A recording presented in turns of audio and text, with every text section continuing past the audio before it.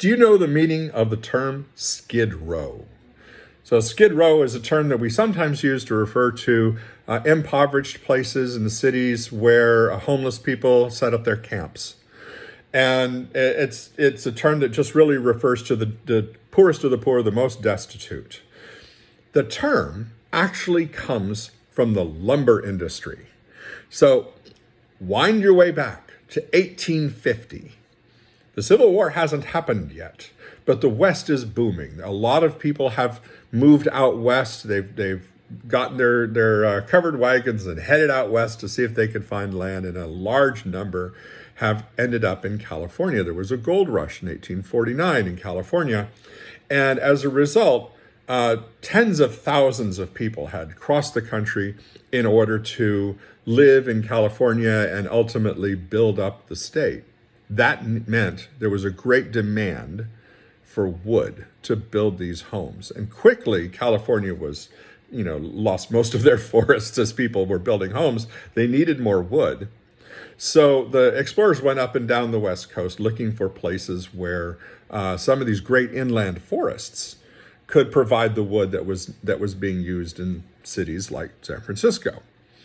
And a number of communities developed alongside major water tributaries where lumber could be loaded onto ships and taken into San Francisco to be built into homes. Portland, Oregon, Seattle, Washington. These are two places that, also Tacoma, Washington.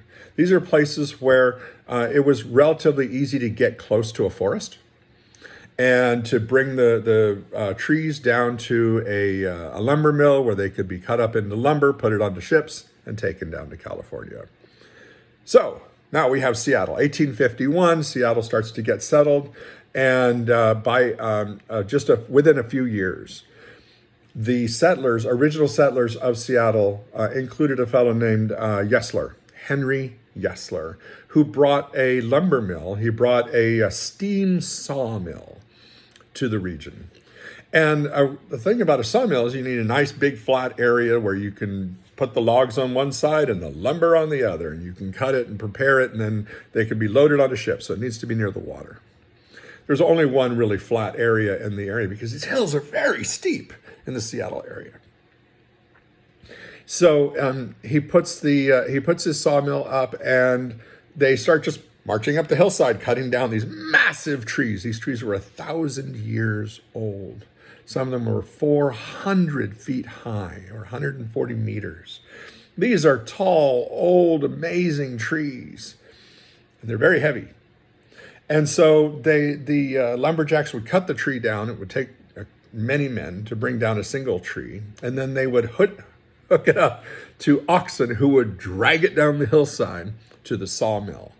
And clearly, the hillsides are a little bumpy and wavy. They're not a perfect ramp, and that makes it difficult to haul these trees down the hill. To make it easier, the early lumberjacks built essentially a kind of a road. They'd stack wood in the little gaps, and they would make one slat of wood above the other and above the other and above the other.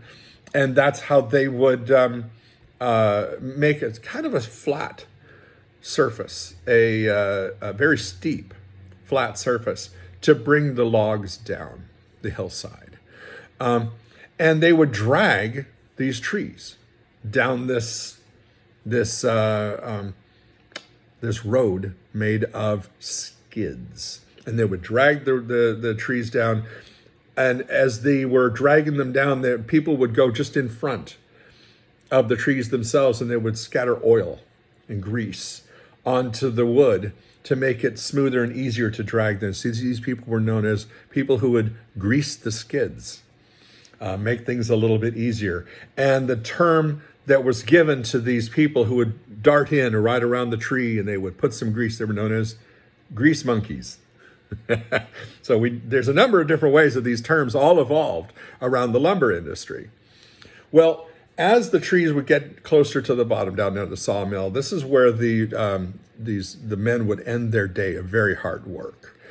So they built a kind of a community of buildings alongside the road, skid road, This community was really all the way along the side of it because there was a convenient place to build things and to stop and get food and sustenance during the day and to get some alcohol and some ladies during the evening. And so the businesses that developed alongside Skid Road developed in a row called Skid Row.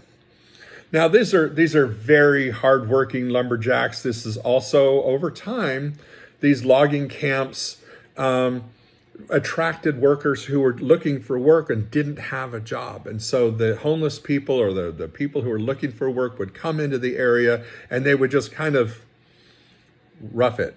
They would live right up next to these camps. So the area was known for having very poor people, very impoverished people, but hardworking people. And they became kind of neighborhoods within these towns. Now, over time, the skid roads they got torn out and turned into real roads and real bridges, and all the trees got cut down. But the road is still there, and it's called Yesler Way, named after Henry Yesler, who built that sawmill. And that led to the creation of Seattle. So Skid Row is a Seattle creation.